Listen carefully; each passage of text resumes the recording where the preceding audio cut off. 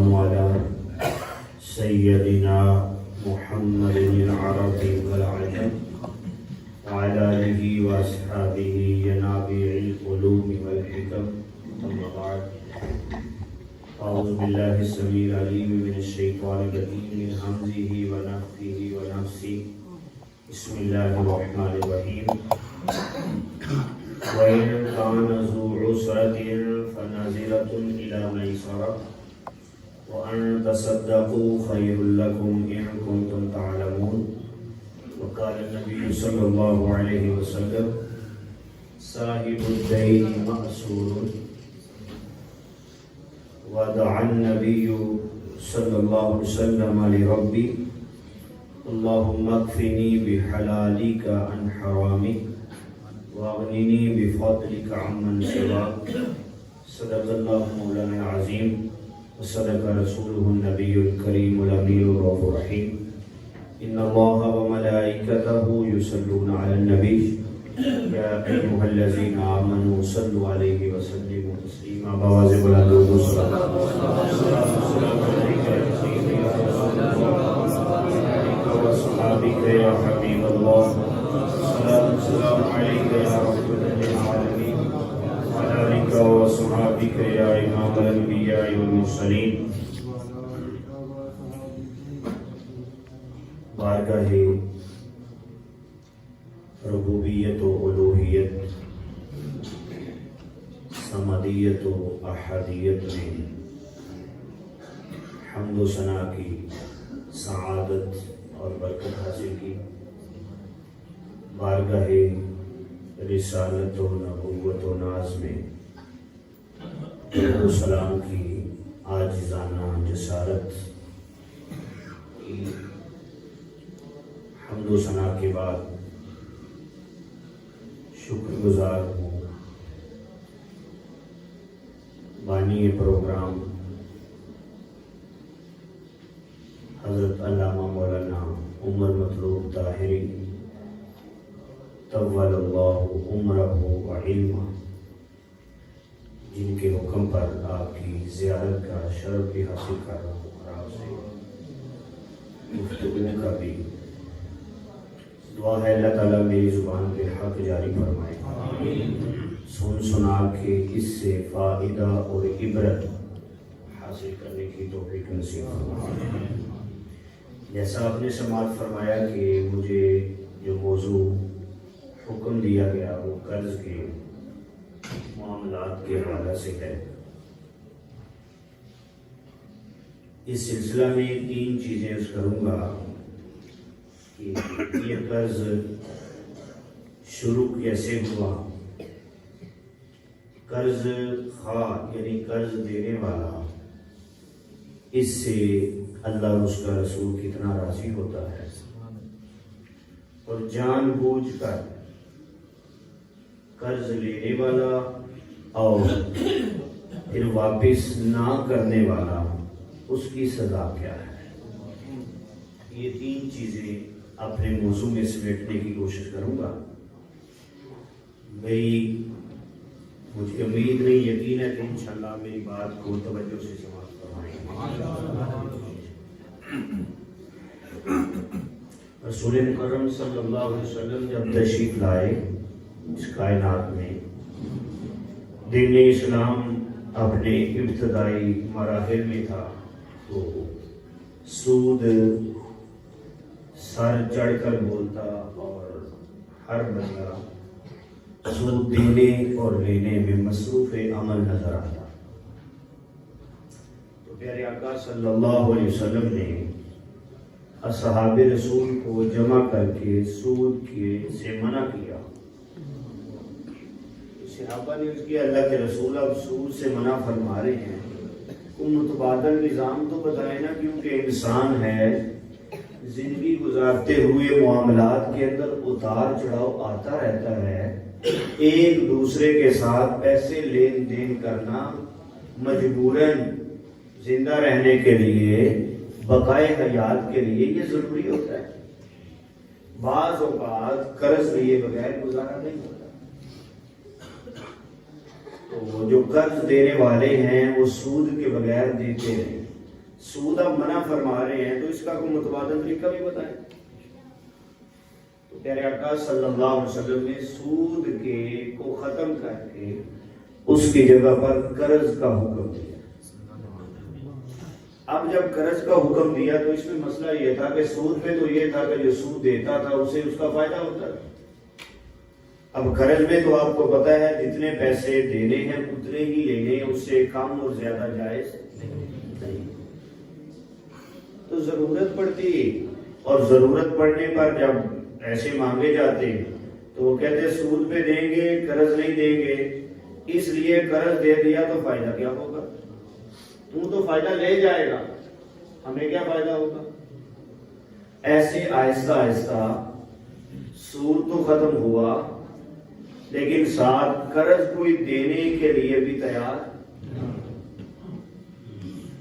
رسول مکرم صلی اللہ علیہ وسلم نے امراء کو جو قرض خواہ تھے, قرض دے سکتے تھے, ان کو بلایا اور ان سے دائرات کیا, اور پھر آخر میں یہ بات طے پائی کہ پیارے آقا صلی اللہ علیہ وسلم کی نے ان سے فرمایا کہ میں تم سے وعدہ کرتا ہوں اگر تم کسی کو قرض دو گے تو تم کہتے ہو ہمیں فائدہ کیا ملے گا, تو میں تم سے وعدہ کرتا ہوں کہ تم لوگوں سے کوئی فائدہ نہ لو, تمہارا رب اس پر تمہیں اجر دے.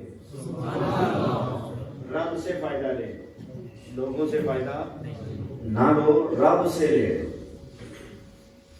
اور پھر دنیا میں فائدہ نہ لو, آخرت میں لے لو. تو آپ صلی اللہ علیہ وسلم کو اللہ تعالیٰ نے یہ توفیق بخشی تھی کہ صحابہ کہتے ہیں جب اللہ کے رسول صلی اللہ علیہ وسلم جنت کا ذکر کرتے, ثواب کا ذکر کرتے, جہنم کا ذکر کرتے, تو ہمیں ایسے لگتا ہے جیسے ہم جس چیز کا اللہ کے رسول ذکر کر رہے ہیں اس کو ہم اپنی آنکھوں سے دیکھ رہے ہیں.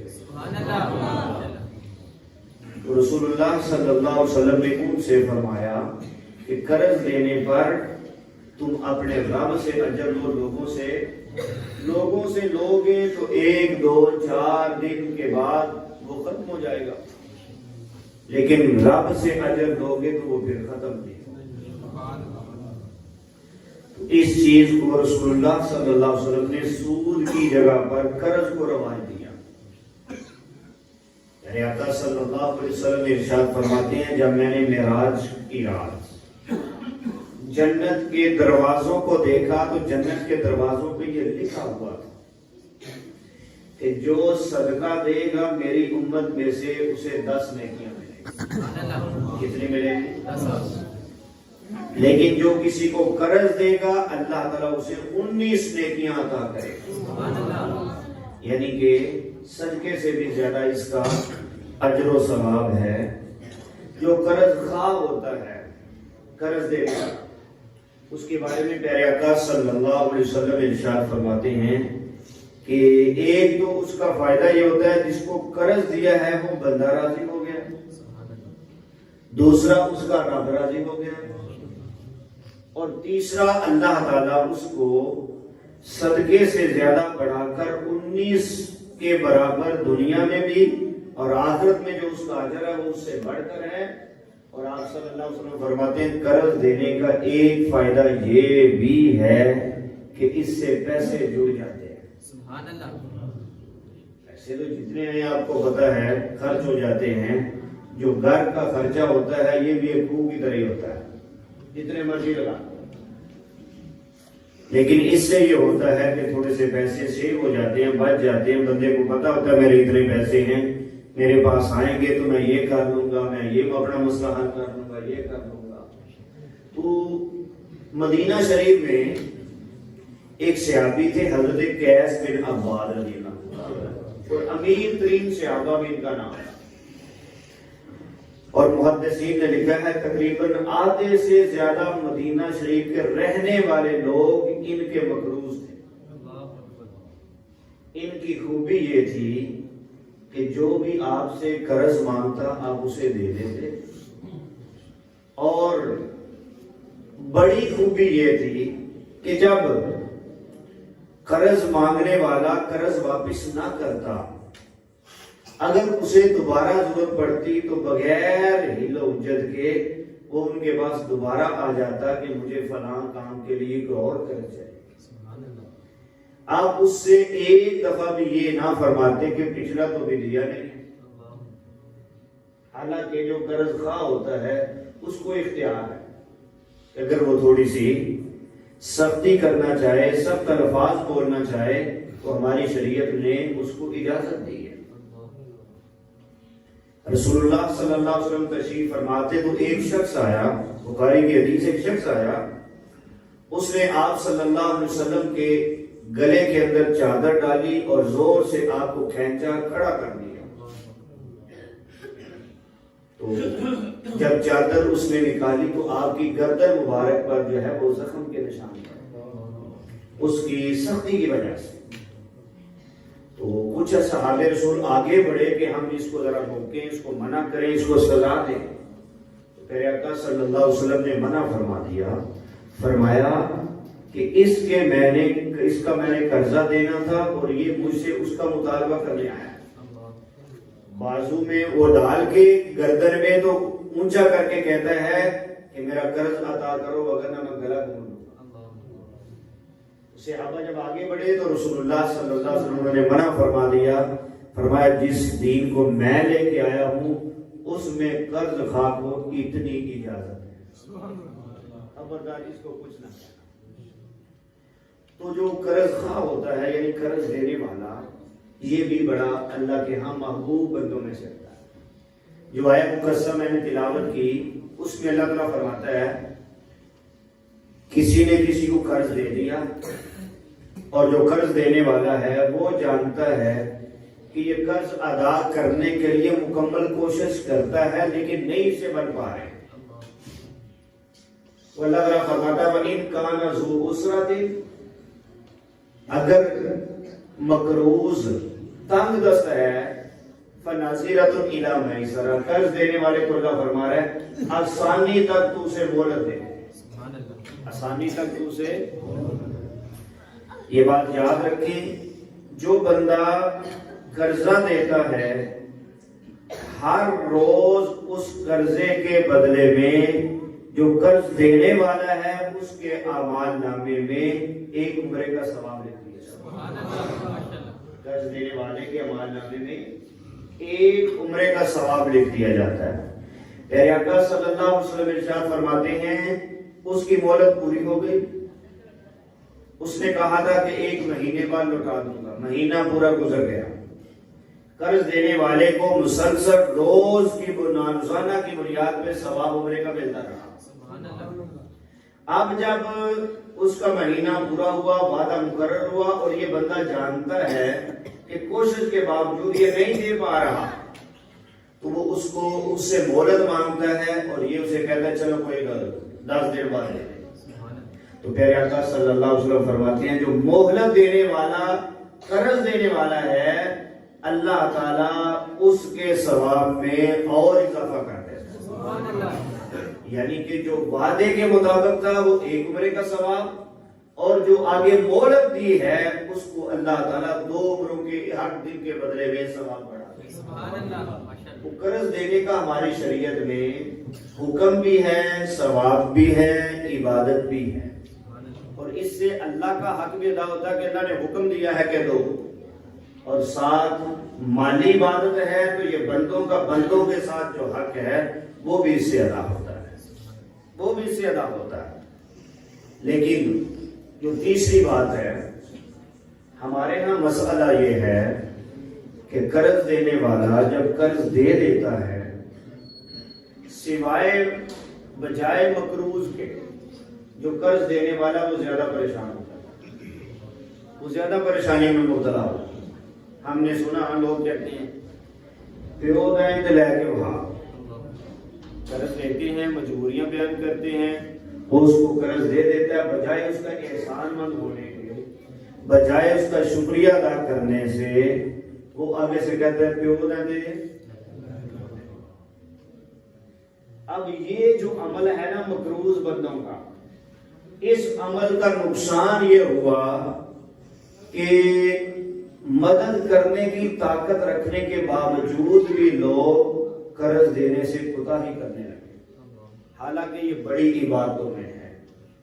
لوگ پھر قرض نہیں دیتے، پھر وہ اس طرف نہیں آتے، وہ پھر آزماتے نہیں۔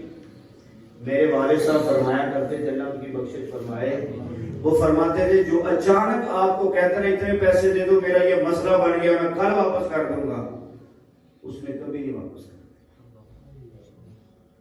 قرض لینے والے کی عادات میں سے ایک عادت یہ ہے کہ وہ قرض بھی لیتا ہے، ساتھ سوچتا بھی ہے میں کیسے کہوں گا، کیا کہوں گا، پتہ نہیں ہوا کیسے کیا جواب دیتا ہے۔ جو قرض لیتے ہوئے تھے ہچکچاہٹ محسوس کرتا ہے نا، وہ بندہ قرض دینے میں ذرا جلدی کرنے کی کوشش بھی کرے گا، وگرنہ یہ آپ کو پتہ ہے کہ ایک عادت سی بن گئی ہے۔ کیا بن گئی ہے؟ خاص طور پہ جو ہماری نئی نسل ہے، اس کے اندر تو تباہی ہو گئی ہے کہ ہر بندہ قرض لینے کے چکر میں ہے، اور محنت اور مزدوری اپنے ہاتھ سے محنت کرنا تو انہیں پسند ہی نہیں ہے۔ کہتے ہیں جیب میں ہر وقت بھری رہے لیکن کرنا کچھ نہ پڑے، کرنا کچھ نہ پڑے، محنت نہ بس کرنی پڑے۔ یہ نئی نسل، یہ موبائل، یہ پیکجز، یہ رات کے خاص طور پہ لمبے پیکجز، باتیں، یہ سب ان چیزوں نے تباہ کر دیا۔ نوجوان جب وہ قرض مانگتا ہے نا تو یقین کریں ٹانگیں کانپتی ہیں کہ یہ واپس نہیں کرے گا۔ جو آج سے 20-25 سال پہلے لوگ تھے نا، وہ قرض سے ڈرتے تھے، اور جب ان کے پاس کوئی استطاعت بنتی تھی تو وہ سوتے نہیں تھے، کہتے تھے پہلے جتنے پیسے انہوں واپس کرنا ہے، پھر میرے نیند آنی تو میرے نہیں۔ حضور نبی اکرم صلی اللہ علیہ وسلم قرض سے پناہ مانگا کرتے تھے، قرض سے۔ حالانکہ آپ نے زندگی میں مہمان آ گیا، کوئی کھلانے کے لیے کچھ نہیں، مہمان کے لیے آپ نے قرض لیا کہ اس کی مہمانی کی جائے، آپ نے خود بھی قرض لیا ہے، لیکن اس کے باوجود آپ صلی اللہ علیہ وسلم قرض سے پناہ مانگا کرتے تھے۔ تو صحابہ نے حضور اسلام کی بارگاہ میں کہ یا رسول اللہ یہ عجیب بات ہے، آپ نے خود جو ہے وہ قرض کو رواج دیا، خود کہا کہ قرض کا ثواب بڑا ہے، یہ ہے وہ ہے، آپ نے خود ارشاد فرمایا، اور اب خود ہی قرض سے پناہ مانگ رہے، تو کیا سبب ہے اس کا، کیوں پناہ مانگتے ہیں؟ آپ صلی اللہ علیہ وسلم نے فرمایا اصل میں جو مقروض ہوتا ہے نا، اس کے اندر 2 بڑے گناہ پیدا ہو جاتے ہیں، اس لیے میں قرض سے پناہ مانگتا ہوں کہ نہ میں قرض لوں نہ مجھ سے وہ 2 بڑے گناہ ہوں۔ یا رسول اللہ کون سے؟ فرمایا جو قرض مقروض ہوتا ہے نا، اس کے اندر 2 گناہ بڑی جلدی پیدا ہو جاتے ہیں۔ پہلا گناہ کہ وہ جھوٹ بولنا شروع ہو جاتا ہے، اور دوسرا گناہ کہ وہ وعدہ خلافی کرتا ہے۔ بس نہ تو فون بند کر کے ہمیں آیا کر، بس میں تو تنخواہ ملنے لگی، بس میں بس آیا، میں کل دے دیا گا یار، کیڑی کل پہ گئے، نہ کل آئے، نہ وہ بندہ آیا، نہ کوئی بات۔ اس لیے آپ صلی اللہ علیہ وسلم فرمایا کرتے تھے کہ مقروض کے اندر 2 گناہ بڑے، جھوٹ بولنا تو اس کے لیے کوئی چیز رہتا ہی نہیں، اور یہ آپ کو پتا ہے معاشرے میں مقروض بندے کے لیے جھوٹ بولنا ایسے ہے جیسے اس کی فطرت ثانیہ بن گئی، وہ جھوٹ کو جھوٹ سمجھتے نہیں، وہ گناہ کو گناہ سمجھتے ہی۔ مومن ہے اور یہ کہہ دے کہ میں رات تک پیسے دے دوں گا، جنابنے والا اس کے بعد فون ہی بند ہو گیا۔ آپ ذرا اندازہ کیجیے کیا یہ ساری باتیں آج کے معاشرے کے نوجوانوں میں نہیں ہیں؟ میں عرض کی کہ بوڑھے بندے قرض مانگے نا تو پھر بھی کسی کا دل کرتا ہے چلو یار دے دیتے ہیں، اے نوجوان مجھے قرض دیتے دل ہی نہیں کرتا، کیونکہ انہیں محنت کرنی نہیں، کمانا تو ہے نہیں، کتوں دے گا؟ روز مہنگائی پاکستان میں زیادہ ہوتی ہے، اس کی وجہ یہ ہے آئی ایم ایف کہتا ہے ہم سے قرض لینے ہیں، واپس کیسے کرو گے؟ انہوں نے مہنگائی کر کے واپس کر دیں، اور دے نہیں کرنا سی واپس۔ اللہ اکبر کبیرہ۔ حضور صلی اللہ علیہ وسلم نے، آپ نے سنا کہ مقروض کی نماز جنازہ نہیں پڑھی، سنا نا؟ بخاری اور مسلم کی حدیث کہ آپ صلی اللہ علیہ وسلم کی یہ عادت مبارکہ تھی جب بھی آپ سے کہا جاتا جنازے کے لیے تشریف لائیں، آپ تشریف لے جاتے، جنازے سے پہلے فرماتے علیہ دین، اس میت پر کوئی قرض تو نہیں؟ آپ یہ نہ فرماتے اس نے نمازیں کتنی پڑھی تھی، کتنی چھوڑی تھی، اس نے یہ کام کیوں کیا تھا، یہ اس نے کام کیا تھا کہ نہیں کیا تھا، کچھ نہیں۔ آپ فرماتے کیا اس پر قرض ہے؟ اگر آواز آتی کہ ہاں قرض ہے تو پھر حضور صلی اللہ علیہ وسلم دوسرا سوال فرماتے کیا تم میں سے کوئی اس کا قرض ادا کرنے کی ضمانت دیتا ہے؟ اگر تو کوئی ضمانت دے دیتا ٹھیک، جنازہ پڑھاتے، اور اگر کوئی ضمانت نہ دیتا حضور صحابہ سے فرماتے تم اس کی نماز جنازہ پڑھو، میں گھر جا رہا ہوں، نہ میں پڑھوں گا نہ پڑھوں گا، نہ اس کی نماز جنازہ پڑھوں گا نہ میں اس کی نماز جنازہ۔ اور یہ ایک صحابی رخصت ہوئے تو حضور نے فرمایا اس پر قرض ہے؟ صحابہ نے کہا رسول اللہ ہے۔ کوئی ضمانت دیتا ہے؟ کوئی بھی، کسی نے بھی ضمانت نہ دی۔ تو حضور صلی اللہ علیہ وسلم تشریف لے گئے، اور قرض والا اسے ابھی بھی کتنا تھا؟ صرف 3 دینار۔ کتنے؟ اور ہے بھی صحابی، ہے بھی، اور جنازہ پڑھنے اور پڑھانے والے بھی صحابہ، لیکن حضور نے فرمایا میں نہیں پڑھاؤں گا اس کے مالے۔ کیوں نہیں پڑھاؤں گا؟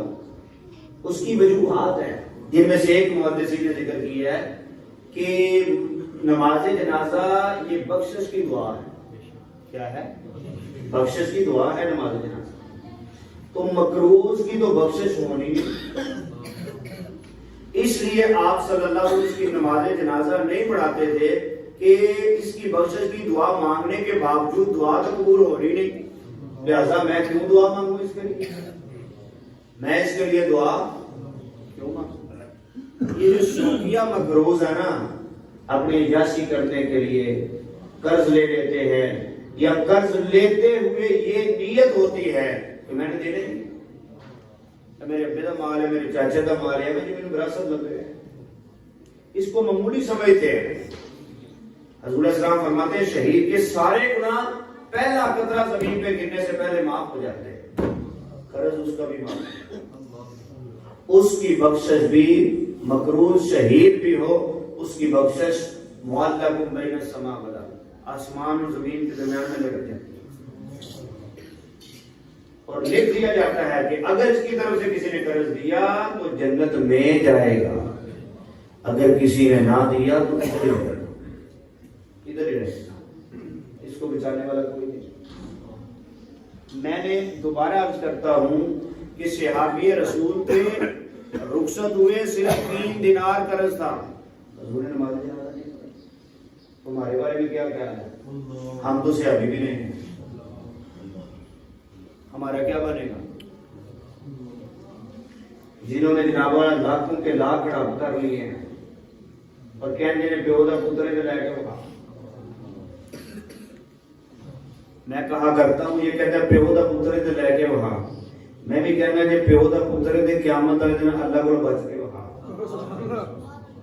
کیویں بچے گا؟ یہاں تو بچ جائے گا نا، لوگوں کو بہانے لگا کے، فون بند کر کے، اپنا شہر بدل کے، سب کچھ کر کے بچ جائے گا۔ ایک فیصلے کا دن ہے، اور وہ دن صرف اور صرف اللہ نے مظلوموں کی مدد کے لیے رکھا۔ ظالموں کو تو دنیا میں بھی کچھ نہیں، اگر آخرت میں بھی انہی کی سنی جانی ہے تو مظلوم تو بیچارے مارے گئے، ان کے کھاتے میں کیا ہے؟ تو حضور صلی اللہ علیہ وسلم قرض سے پناہ مانگا کرتے، فرمایا کرتے جو مقروض ہے نا یہ سمجھو قید ہی ہے۔ کیا ہے مقروض؟ اور یہاں ہمارے یہاں قرض دینے والا قید ہے، اپنے پیسے ہی منگتوں کی طرح مانگنے پڑتے ہیں، اور اس کا سبب یہ ہے کہ کوئی بندہ بھی، کوئی نوجوان بھی محنت کرنے کے لیے تیار نہیں، اگر وہ محنتی ہوتا تو قرض کی ضرورت پڑتی؟ دیکھو اپنی کمائی کے لحاظ سے جو ہے وہ آگے اپنے معاملات چلانے چاہیے، چادر دے کر معاملے لاؤ۔ تو تو اگر اس سے زائد ہے تو وہ تھوڑی سی محنت بڑھا لے، قرض لینے کی بجائے محنت بڑھا لے. اور بندہ کہتا ہے جی قرض لے لیا ہے میں نے، یہ بتائیں ہو سکتا ہے اگر بندے کی وراثت ہو نا تو پھر وارث آ جائیں گے، پتر ہے کہ میرا بھی حصہ دو، اے بھی ہے کہ میرا بھی حصہ دو، میرا بھی حصہ دو. وہ جو مال ہے نا اس کے سارے وارث بن جاتے ہیں. اگر بندہ مقروض مر گیا تو ہو سکتا پتر گیا ایسا کیا دے دیتا ہے نہ لیتا. شاید کہ اس کا قرض اتارنے کے لیے کوئی تیار نہ ہو، اور اگر نہ ہو تو قبر سے اٹھ کے بندہ آ سکتا ہے، کہہ سکتا ہے، کچھ کر سکتا ہے، اس کے پاس میں ہے کچھ. اللہ اکبر. اس لیے اپنے رب سے یہ قرض کے بچنے کی دعا کیا کرے. مقروض بندے کو حضور السلام نے ایک دعا سکھائی ہے. ارشاد فرمایا اللہ کی بارگاہ میں عرض کی، اللہم اکفنی بحلالک عن حرام. حضور السلام اللہ سے کہتے ہیں یا اللہ مجھے حلال اتنا دے کہ مجھے حرام کی ضرورت ہی نہ پڑے. کیا کمال کے جملے. مانگا کس سے؟ مانگا کس نے؟ اللہ کے نبی نے. مانگنے والا اللہ کا نبی ہو، عطا کرنے والا رب ہو، تو پھر جملے ایسے ہی ہوتے ہیں. اللہم اکفنی بحلالک عن حرام. یا اللہ حلال اتنا دے دے کہ حرام کی ضرورت ہی نہ پڑے. واغننی بفضلک عمن سواک. یا اللہ اپنے سوا کسی کا محتاج نہ کرنا. اور جو بندہ حضور صلی اللہ علیہ وسلم فرماتے ہیں جو بندہ مقروض ہے اور وہ قرض ادا کرنے کے لیے مکمل محنت اور کوشش کر رہا ہے. مثال دے رہا ہوں، ایک بندے نے وعدہ کیا کہ 50,000 دے دو، مہینے بعد دے دو. 50,000 لے لیا، اس کو لگا لیا، اور دل میں پکا ارادہ تھا کہ میں نے یہ پیسے دینے ہی ہیں کیونکہ یہ اللہ جانتا ہے اس کی نیت کیا ہے. اب وہ مہینے سے پہلے دنیا سے رخصت ہو گیا. اب تو وہ مقروض مرا کہ نہیں مرا؟ مقروض مر گیا. اگر وہ سچے دل سے قرض ادا کرنا چاہتا تھا تو اللہ تعالیٰ قیامت کے دن اس بندے کا وکیل بنے. ایک تو ہے نا بندہ کہتا ہے نہیں میں دینا ہی کوئی لے کے ہاں والا لینا کہ نہیں لینا، اس کا تو بہت برا حال ہوگا. اور علماء نے کہا ہو سکتا ہے ایسا بندہ مرتے وقت اس کا ایمان لے لیا جائے، وہ حالت کفر میں مر جائے. اتنا خطرہ اس بات کا. لیکن جو پکے دل سے ارادہ کر کے پکا اس کا ارادہ تھا کہ میں نے قرض دینا ہے اور ہر حال میں دینا ہے، وہ اس سے پہلے قرض ادا کرنے سے پہلے دنیا سے رخصت ہو گیا. جب قیامت آئے گی تو اللہ تعالیٰ اس کا وکیل بنے. کیا بنے گا؟ یہ آخری حدیث کر کے اپنی بات ختم کریں. جو مجھے ٹائم حکم دیا گیا اس میں 3-4 منٹ رہ گئے. تو حضور صلی اللہ علیہ وسلم فرماتے ہیں قیامت قائم ہوگی، ایک طرف قرض کا آ جائے گا مطالبہ کرنے، یا اللہ ایک بندہ میرا مقروض ہے، اور ایک طرف وہ بندہ. اب اللہ تعالیٰ اس قرض دینے والے سے فرمائے گا کہ اے میرے بندے کیا تو اس کا قرض معاف کرتا ہے؟ وہ کہتا ہے یا اللہ میں نہیں کرتا. اللہ تعالیٰ فرماتا ہے اچھا اب اس بندے کی سپورٹ ہو رہی ہے، کس بندے کی مقروض کی، کس وجہ سے اس کی سپورٹ ہو رہی ہے؟ اس کا پکا ارادہ تھا قرض دینے کا. آگے زندگی نے بولو زندگی یہ تو اللہ تعالیٰ کے ہاتھ میں ہے کسی کی زندگی، وہ اس میں بندے کا کوئی اختیار نہیں. اگر وہ زندہ رہتا تو اس نے دے دینا تھا، یہ رب جانتا ہے. اس وجہ سے اللہ تعالیٰ اس کا وکیل بن رہا ہے اور ان دونوں کے درمیان میں فیصلہ فرما رہا ہے. قرض خواہ سے کہے گا قرض معاف کرتا ہے، وہ کہے گا یا اللہ میں نہیں کرتا معاف. اللہ تعالیٰ اس سے فرمائے گا کہ کیا تو اس بندے کو معاف کرتا ہے؟ اس نے کہا یا اللہ نہ میں پیسے معاف کرتا ہوں نہ یہ اس کی زیادتی معاف کرتا ہوں. اچھا پھر اللہ تعالیٰ اس سے فرماتا ہے، فرمائے گا اے قرض دینے والے اگر میں تیرے سارے گناہ معاف کر کے تجھے جنت دے دوں پھر معاف کرتا ہے؟ پھر معاف کرتا ہے؟